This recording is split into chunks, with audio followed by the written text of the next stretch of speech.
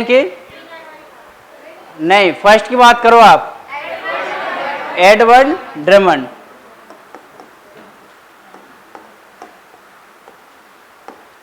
ये कौन रहते हैं? फर्स्ट चेयरमैन रहते हैं ना। इसी प्रकार से हम बात करेंगे करंट की बात करें भाई, करंट चेयरमैन कौन है? गिरीश चंद्र मुर्मू। ठीक है भाई, अगर गिरीश करंट का आ गया ये ठीक है। फिर और थोड़ा सा इसमें डीप पूछ ले, ये कितने नंबर के है इनका? यानी बिल्कुल 14, यानी कि गिरीश चंद्र मुर्मू क्या है? 14 में क्या है? कैग है ये। ठीक है भाई, फिर लिखेंगे आप जिस पर भारत के ही है ये ना। नहीं, अभी लिखेंगे भारत का भी लिखेंगे। अभी तो थोड़ा सा मैं फर्स्ट के बाद में करंट का आपको बता रहा हूँ, है ना। तो गिरीश चंद्र मुर्मू क्या है? 14वें क्या है, यानी करंट के क्या है? कंप्ट्रोलर, ऑडिटर एंड जनरल, है ना। तो इस प्रकार से कितने नंबर के हैं? 14 नंबर के। ठीक है, यहाँ तक क्लियर आया सभी को समझ में? हाँ, अब अपन पढ़ते हैं क्या महिला भी अभी तक कोई केग बनी है? नहीं बनी है, यानी कि वुमेन, यानी बोल सकते हैं अभी तक कोई केग नहीं बनी। ठीक है भाई, अब भारत की बात की जाती है, इंडियन की, कि सबसे पहले कंट्रोलर ऑडिटर जनरल कौन बने थे? उनको लिखेंगे वी नरहरि राव। ठीक है भाई, आर राव, बिल्कुल सही है ना, राव। तो यानी कि ये कौन बनते हैं? भारत के पहले केग बनते हैं। तो पहला केग अगर भारत की ओर से आ जाता है तो किसको आपको आंसर टिक करना है? वी नरहरि राव। अगर पूरे इतिहास की बात करें कि पहले की, तो अगर ये नहीं होता हो तो एडमंड ड्रमंड की बात करेंगे। नहीं होगा ऐसी, आपको फिर कंडीशन से बताएगा, फिर आपको कंडीशन डालेगा भारत के बताएगा फिर। ठीक है, तो आपको उस समय आपकी कंडीशन डालेगा, फिर आपको दोनों ऑप्शन देगा, है ना। तो यहाँ तक ये आया के लिए समझ में? ठीक है, अब आप एक स्टेटमेंट दिया था डॉक्टर बी आर अम्बेडकर ने, उसके बारे में देख लीजिएगा।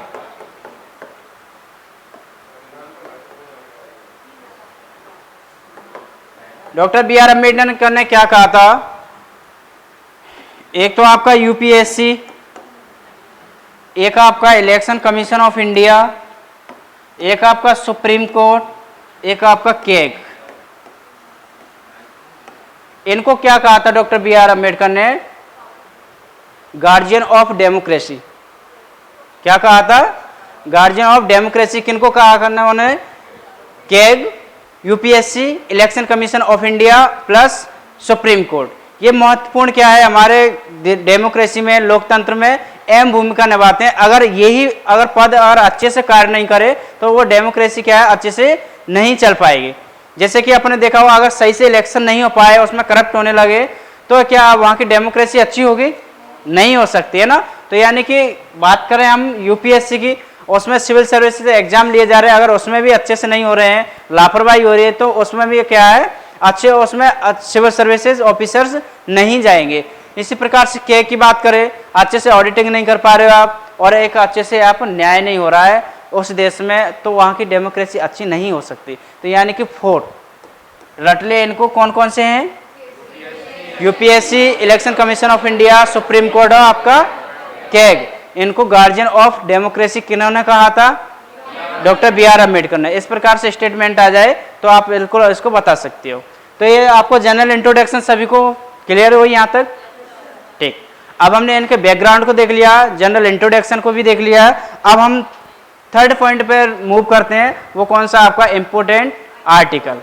ठीक है, इसमें आपके कितने आर्टिकल है? 4 आर्टिकल है, 148, 149, 150, 151। लेकिन जो सबसे ज्यादा अपन को पढ़ना है तो वो पढ़ना है 148। यानी कि 148 में आपके 80% आपका पूरा कवर हुआ है। बाकी का 20% आपके 3 आर्टिकल में पढ़ेंगे हम। 80% आपका किस में कवर हो जाएगा? आपका आर्टिकल 148 में। तो यहाँ तक क्लियर है सभी को? आगे बढ़े। ठीक,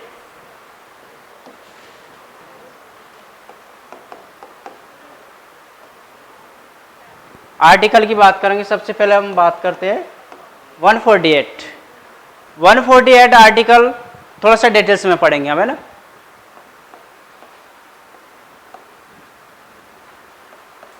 सबसे पहले हम पढ़ते हैं 148 का क्लॉज 1।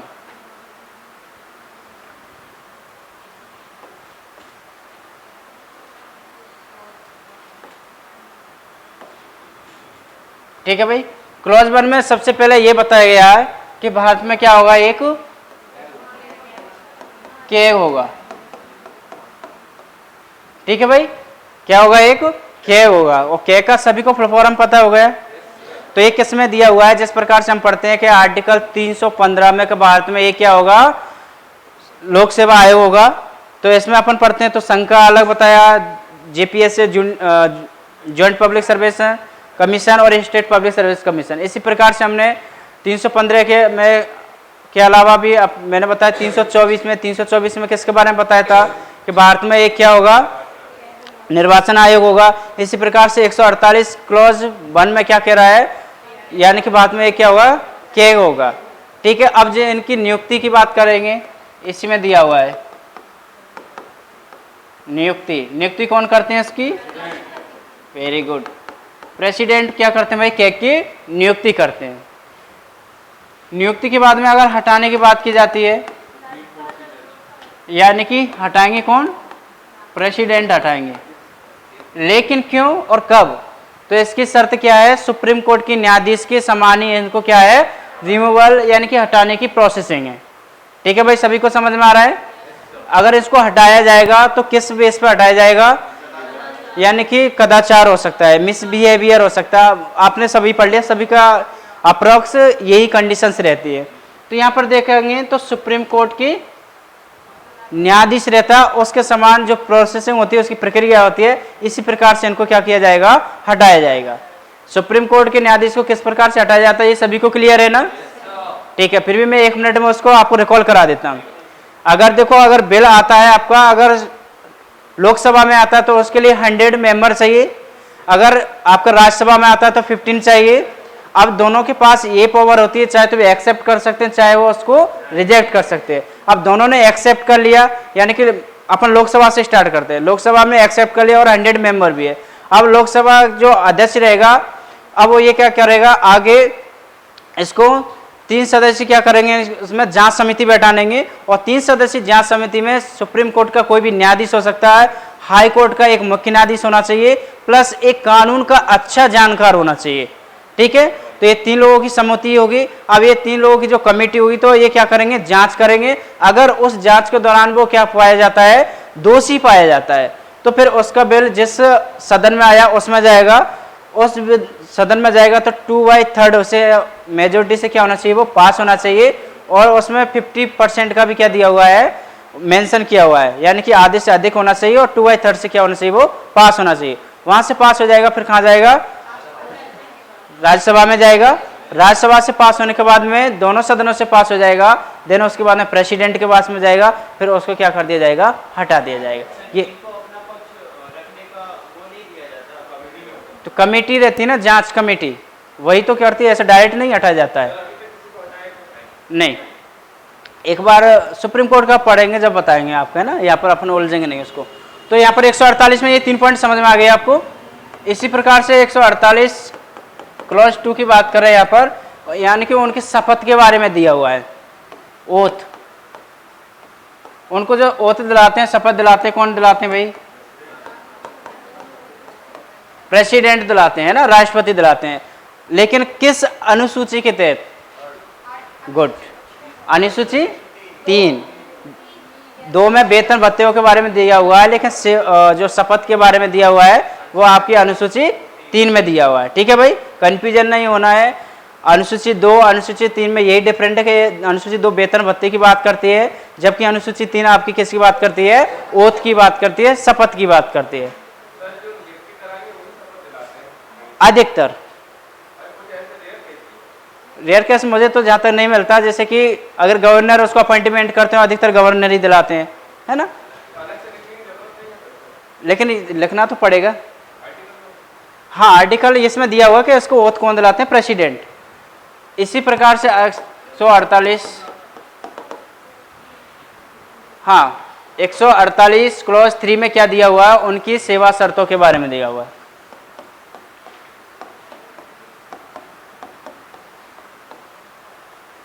अब जो इनकी सेवा शर्तें हैं ना, वो किस प्रकार से दी हुई है, देखो, नियंत्रक एवं महालेखा परीक्षक अधिनियम 1971 बताया था मैंने आपको अभी। इसके तहत इनकी सेवा शर्तों के बारे में बताया हुआ है ना। इसी में दिया हुआ अलाभकारी पद,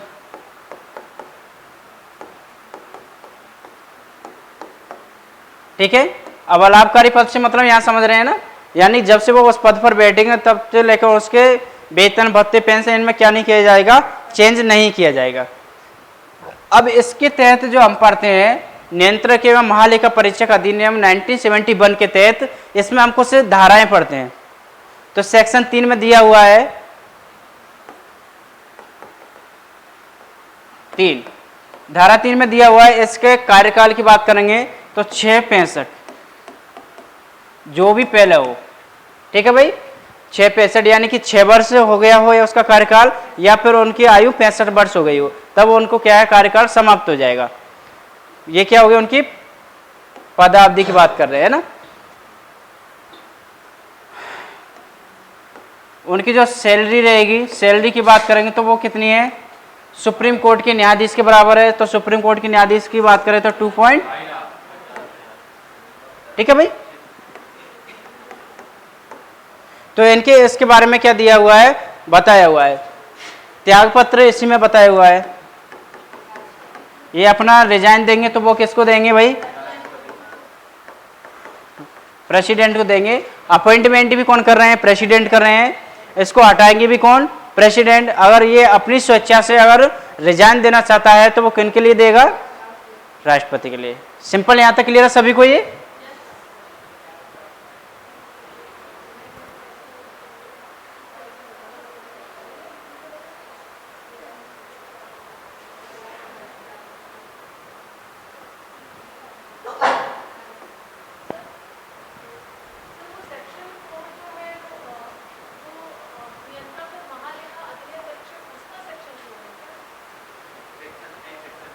ये वाला, हाँ एसी की है ना।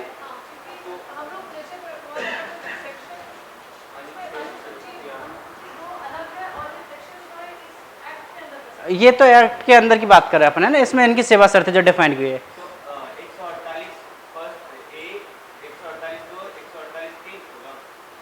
ये 148(3) का जो एक्ट बना हुआ है ना, इस एक्ट में डिफाइन किया हुआ है इनकी सेवा शर्तें क्या हो गई, ये दिया हुआ है ना, कंफ्यूजन नहीं होना उसमें।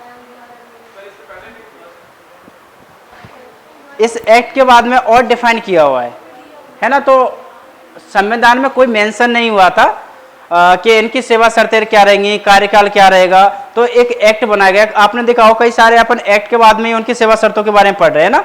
जैसे मैंने यूपीएससी के बताया, यूपीएससी का 1969 का बताया था मैंने आपको, एक्ट बना था। इस प्रकार से आपका यूपीएससी के बाद शायद एमपीपीएससी का भी बताया था 1973 में, एक्ट बनाकर उनकी सेवा शर्तों, यानी कि उनके कॉन्स्टिट्यूशन में इनके सेवा शर्तों के बारे में कोई मेंशन नहीं किया हुआ है। तो इनको क्या है, गवर्नमेंट ने एक्ट बनाकर क्या किया है, इसको निर्धारित कर दिया है कि ये आपको सुविधा मिलेगी। बस सिर्फ इतना समझना है ना।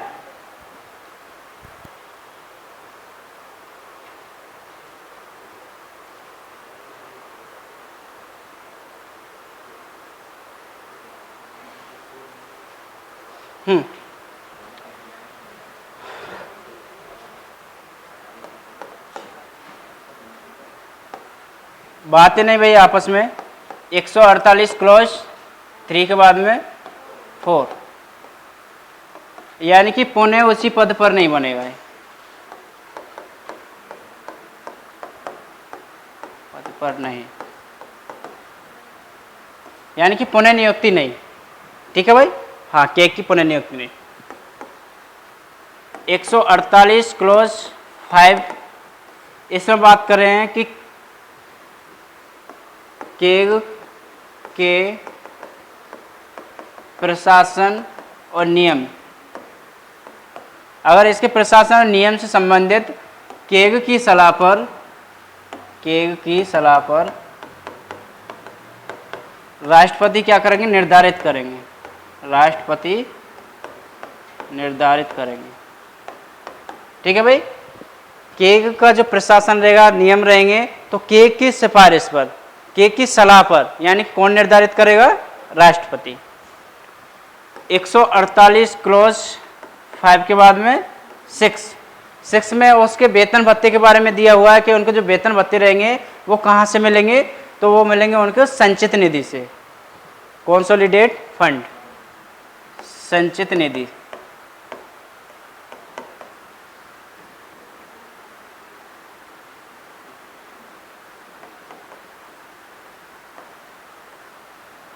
ठीक है भाई।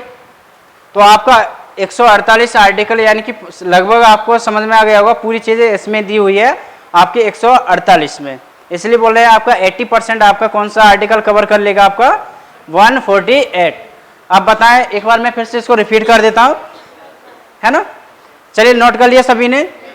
चलिए जो 148 की बात करेंगे, इसमें क्लॉज 1 में दिया हुआ है कि भाई इसमें क्या होगा, एक केग होगा भारत में, फिर उसके बाद में इसकी जो नियुक्ति करेंगे तो कौन करेंगे, प्रेसिडेंट, और इसको हटाने की बात करेंगे तो कौन हटाएंगे, प्रेसिडेंट। वो प्रोसेसिंग क्या रहेगी, यानी सुप्रीम कोर्ट के न्यायाधीश को जिस प्रोसेसिंग से हटाया जाता है, जिस प्रक्रिया से हटाया जाता है, इसी प्रकार इनको हटाया जाएगा। क्लॉज 2 में कह रहा है इसको ओथ दिलाने का काम कौन करते हैं, प्रेसिडेंट। अब इसमें बात करें, जो सेवा शर्तों की बात करें, तो इसका नियंत्रक एवं महालेखा परीक्षक अधिनियम एक्ट 1971 के तहत इसको क्या किया गया है, निर्धारित किया गया है, जिसमें 6 या ये ज़्यादा याद सेक्शन याद नहीं हो तो कोई इशू नहीं है ना, कोई उसमें ज़्यादा लोड ना ले। 6-65 वर्ष होता है, या फिर उसको वेतन वगैरह मिलेगा, तो यानी कि सुप्रीम कोर्ट के न्यायाधीश रहते उनके समान मिलेगा। त्यागपत्र के इनको दे राष्ट्रपति को, है ना। इनकी पुनः नियुक्ति नहीं हो सकती है। केग के जो नियम से संबंधित है, तो वो केग ही क्या करेगा, उनसे सलाह देगा, तो निर्धारित कौन करेंगे, प्रेसिडेंट। और इनको वेतन की बात की जाती है, तो यानी कि संचित निधि या फिर कंसोलिडेट फंड की बात की जाती है। यहां तक क्लियर है सभी को। अब आर्टिकल 148 के बाद में आगे बढ़ते हैं हम आर्टिकल 149।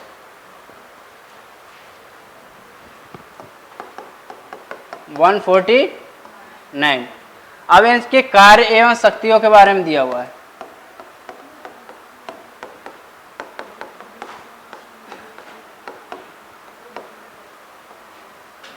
ठीक है भाई। कार्य एवं शक्तियों से संबंधित आपका जो मैंने अभी लिखाया था, नियंत्रक एवं महालेखा परीक्षक एक्ट 1971, इसके तहत इसकी कार्य एवं शक्तियों के बारे में बताना आपको, है ना। तो इसमें आर्टिकल 149 में इतना ही दिया हुआ है। ठीक है। इसमें किसके द्वारा निर्धारित किया गया, इस एक्ट के तहत इसके क्या कार्य रहेंगे और क्या क्या इसकी फॉवर रहेंगे, तो वो किस में बताया हुआ, आपके आर्टिकल 149 में। अब इसको और ज्यादा डिफाइन कर दिया आपका जो एक्ट बना हुआ 1971 का। ठीक है। 149 के बाद में 150। अब इसके आर्टिकल 150 की बात करते हैं, जो मैंने आपको लास्ट पॉइंट लिखाया था। अब यहाँ पर आर्टिकल में डिफाइन हुआ है कि जो केग से संबंधित क्या है, प्रशासन, नियम वगैरह, इसकी जो बात कर रहे हैं, तो वो कौन निर्धारित करेंगे इनको, राष्ट्रपति, है ना। यहाँ आर्टिकल में डिफाइन किया हुआ है।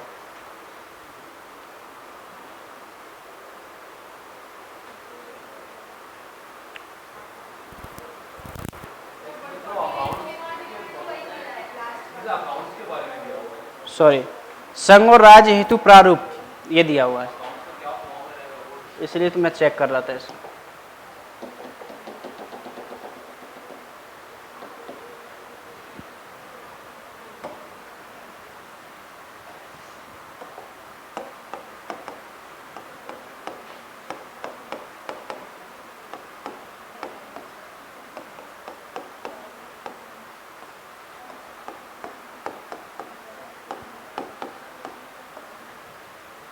ठीक है भाई, उसको कैंसिल कर देना, है ना।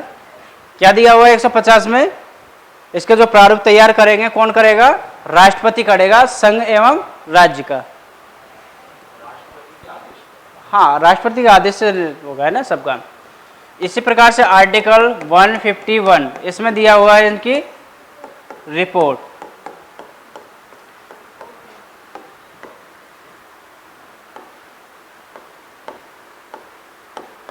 केंद्र की बात करें तो केंद्र में किसको देगा ये, राष्ट्रपति को देंगे, और राष्ट्रपति क्या करेंगे, इसको पार्लियामेंट में रखवाएंगे। इसी प्रकार से अगर राज्य से रिलेटेड है तो राज्यपाल बोले तो गवर्नर, और राज्यपाल किस में रखवाएंगे इसको, विधानमंडल।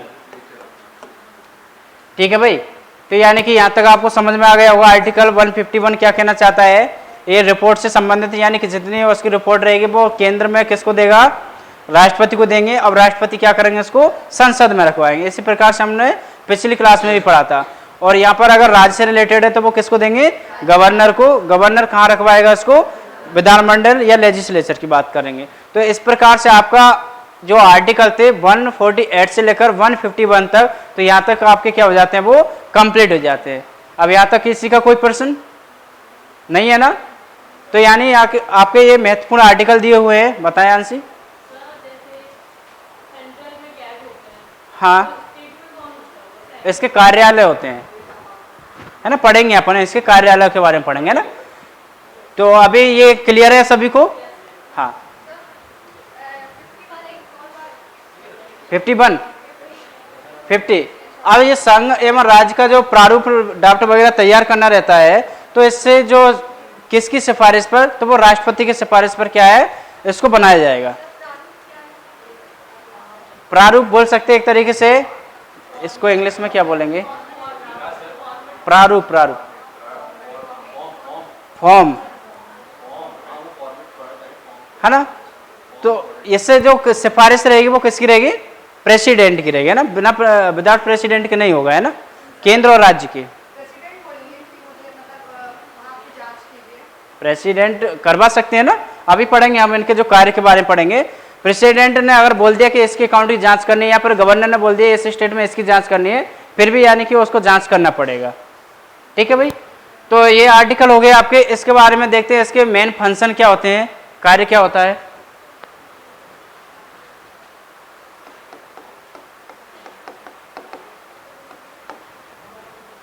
फंक्शन में देखते हैं, सबसे पहले हम बात करेंगे ये क्या करता है।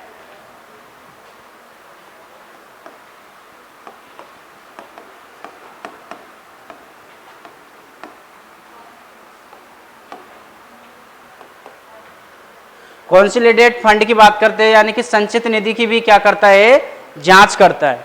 भाई संचित निधि से पैसा कितना आया था, कितना बाहर गया था, कैसे क्या हुआ, पूरा कौन करता है, वो केगी करते हैं। फिर दूसरी बात कर देंगे हम कंटिजेंसी फंड की। इसमें किसकी बात करेंगे, कंटिजेंसी फंड अगर हिंदी में बोला जाता है तो इसको नहीं, आकस्मिक निधि। कौन सी बात करेंगे, आकस्मिक निधि। कंटिजेंसी फंड को हिंदी में बोलते हैं आकस्मिक निधि। एक पब्लिक अकाउंट,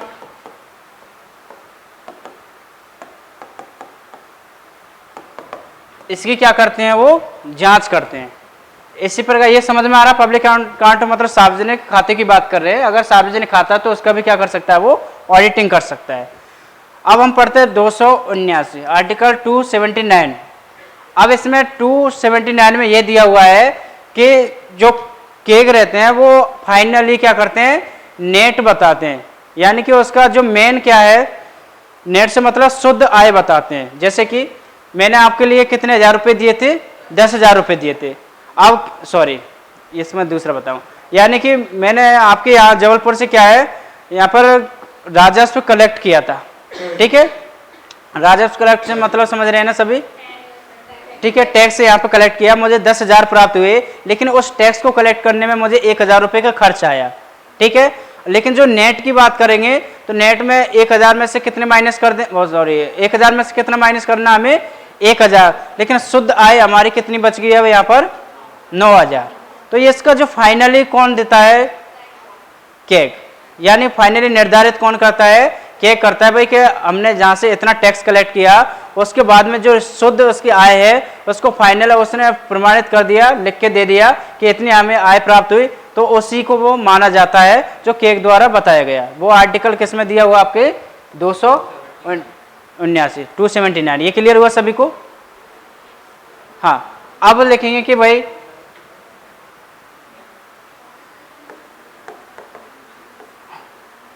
केंद्र हो सकता है या फिर आपका राज्य, इनसे रिलेटेड क्या है, अगर वो सरकारी खाते हैं या फिर कोई प्रशासनिक अकाउंट हैं तो इनसे संबंधित क्या करेगा, वो जांच करेगा।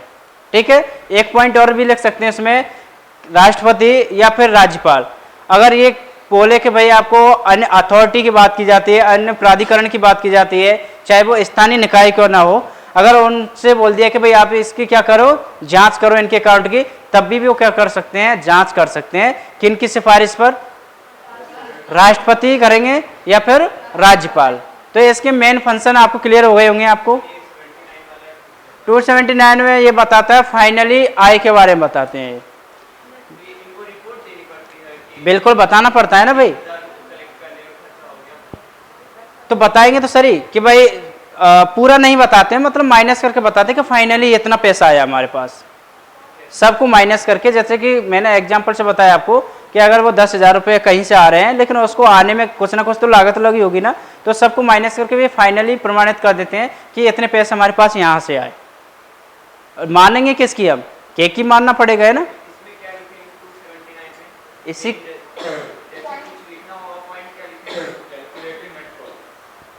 कैलकुलेटिंग बता सकते हो, लेकिन इसमें नेट शब्द जरूर जोड़ लेना है ना, शुद्ध के बारे में बताना, शुद्ध आय के बारे में ना।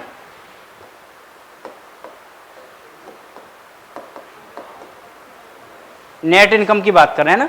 तो यहाँ पर हम बात कर रहे हैं, ये केंद्र की बात कर रहे हैं कि प्रेसिडेंट या फिर गवर्नर भी अगर बोले तब भी वो अन्य अथॉरिटी की क्या कर सकते हैं, जांच कर सकते हैं। अब यहाँ तक ये इसके क्या मेजर फंक्शन हो गए। अब इसके अदर फैक्ट की बात की जाती है। अदर फैक्ट में क्या आ जाता है, जैसे देखा होगा आप लोगों ने, सिंपल सा कुछ भी नहीं है कि जो इनके वेतन भत्ते दिए जाते हैं वो कहाँ से दिए जाते हैं, संचित निधि से दिए जाते हैं। ये फैक्ट की तरह से आप याद रख सकते हो। दूसरी बात, ये क्या कर सकते हैं, पार्लियामेंट में भाग ले सकते हैं, संसद की बैठक में भाग ले सकते हैं, उनसे बातें कर सकते हैं, लेकिन वो क्या कर सकते हैं, सॉरी क्या नहीं कर सकते हैं, वहाँ की बैठकों में सिर्फ मतदान नहीं कर सकते, वोट नहीं कर सकते हैं। बिल्कुल, अगर एक पॉइंट एक लाइन में बोले तो संसद में क्या ले सकते हैं, संसदीय प्रक्रिया में ये भाग ले सकते हैं, लेकिन वहाँ पर ये वोटिंग नहीं कर सकते हैं। ठीक है भाई, केग। तो इस प्रकार से अन्य भी पॉइंट है, तो उसको आप देख लीजिएगा। ठीक है, ये तो केग यहाँ तक सभी को समझ में आया। यहाँ तक किसी का कोई प्रश्न हो तो मुझे बताएं, नहीं है ना। ठीक है, अब हम बात करते हैं। आपके मन में प्रश्न होगा कि सर क्या स्टेट में भी केग होता है या नहीं होता है। नहीं होते हैं केग, है ना, वहाँ पर उनके कार्यालय होते हैं। तो जैसे कि हम बात करेंगे एमपी की, ठीक है भाई, एमपी में बात करेंगे तो एमपी की बात करेंगे। एमपी में उसका जो कार्यालय है, एमपी में जो स्थापना की गई थी 1985। कब की गई थी, 1985। और वो किस अधिनियम के तहत की गई थी, नियंत्रक एवं महालेखा परीक्षक एक्ट 1971 के तहत मध्य प्रदेश में भी क्या की गई थी, स्थापना की गई थी। कब, 1985 में। जिसका हेडक्वार्टर कहाँ है, वेरी गुड, इसका हेडक्वार्टर की बात करें तो ग्वालियर। अगर इसके क्षेत्रीय हेडक्वार्टर की बात करें तो वेरी गुड, अगर इसका क्षेत्रीय हेडक्वार्टर देखा जाता है, क्षेत्रीय कहां पर है भाई, भोपाल इनका क्या है, हेडक्वार्टर है। ठीक है, इसके अलावा और क्या फैक्ट है इसमें, मुझे नहीं लगता है और कुछ।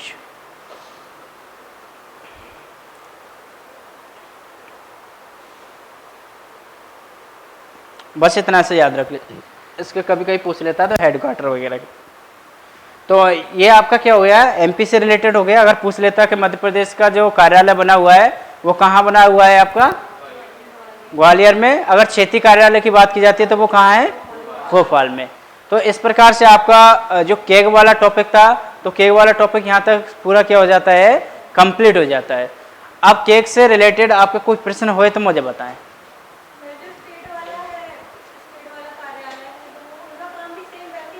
वो वहाँ से देखो जांच करने का रहता है, वो किसका रहता है, पूरा केग का रहता है। अब वो जैसे इनको वर्क देते हैं वैसे स्टेट का तो यही काम करते हैं, लेकिन देखते इसके जो मॉनिटरिंग करता है वो कौन करता है, केंद्र से केग ही करते हैं ना। लेकिन यहाँ पर तो उनके राज्य स्तर पर हेडक्वार्टर होते हैं, है ना।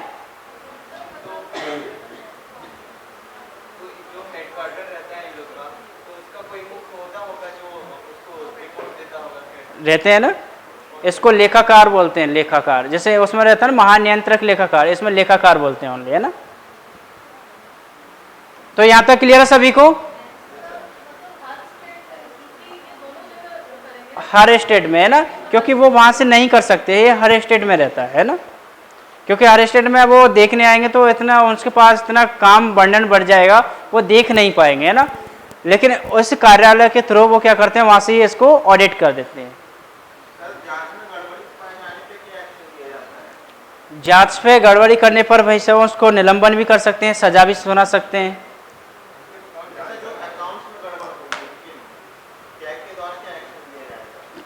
कैग के द्वारा देखो उसमें क्या किया जाता है, जैसे किसी भी अकाउंट में माना कि आप मेरी बात करो है ना, मैं किसी भी पद पर हूँ या फिर गवर्नमेंट अकाउंट का क्या करता हूँ मैं दुरुपयोग करता हूँ, तो मेरे लिए जो सजा का प्रावधान है वो सुप्रीम कोर्ट देगा। लेकिन जांच में तो जांच करने के बाद वो रिपोर्ट देगा कि भाई ये करप्ट पाया गया था, तो इसके केस को आगे बढ़ा देंगे, फिर वो जैसे भी उसका फैसला आएगा तो वो कौन देगा, आपका सुप्रीम कोर्ट निर्धारित करेगा ना।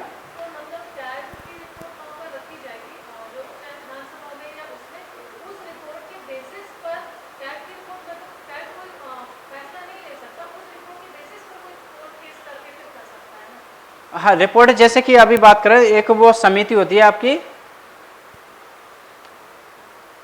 लेखाकार समिति होती है शायद, हाँ लोक लेखा समिति, ये लिखिएगा थोड़ा सा फैक्ट में लिख लीजिएगा।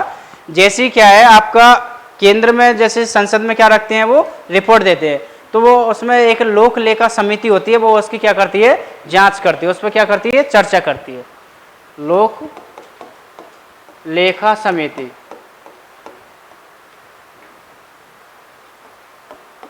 ये इस पर क्या करती है, जांच करती है, वो उसने क्या दी है, रिपोर्ट दी है। ठीक है भाई, यहां तक समझ में आ गया हो तो मैं आगे बढ़ूं। और जो राज्यपाल को जो रिपोर्ट देता है वो कौन देता है? राज्यपाल को केग ही देता है। केग कहाँ वाला देगा? केग एक ही है, वही देगा, ये हेडक्वार्टर से रिलेटेड वहां से कनेक्ट रहते हैं वो, है ना। राष्ट्रपति को भी देगा, राज्यपाल को भी देगा। हाँ, अगर स्टेट से रिलेटेड है वो राज्यपाल को देगा, तो राज्यपाल क्या करेंगे, विधानमंडल में रखवाएंगे। ठीक है भाई, हाँ बताएं।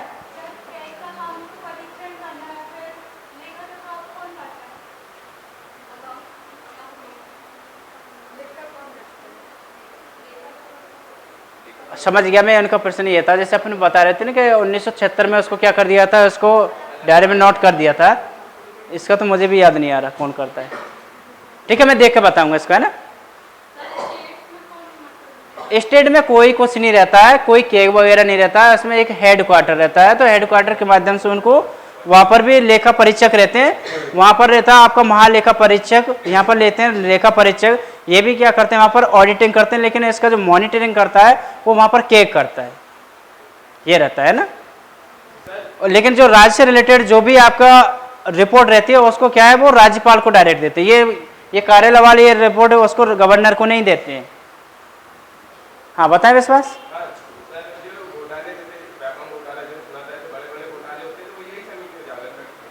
कौन सी समिति? घोटाले में कैसे?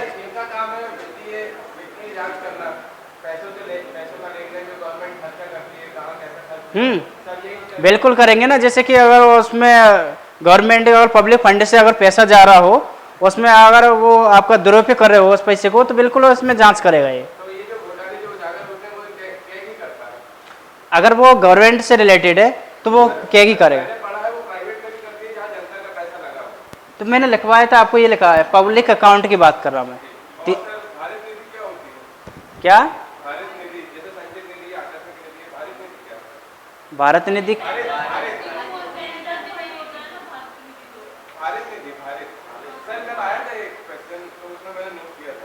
क्या आया था?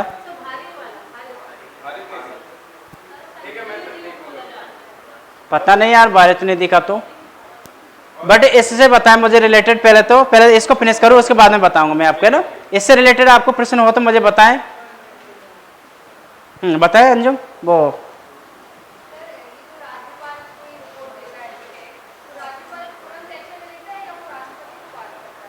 राज्यपाल को जैसे वो रिपोर्ट देते हैं तो राज्यपाल इसको विधानमंडल में रखवाते हैं।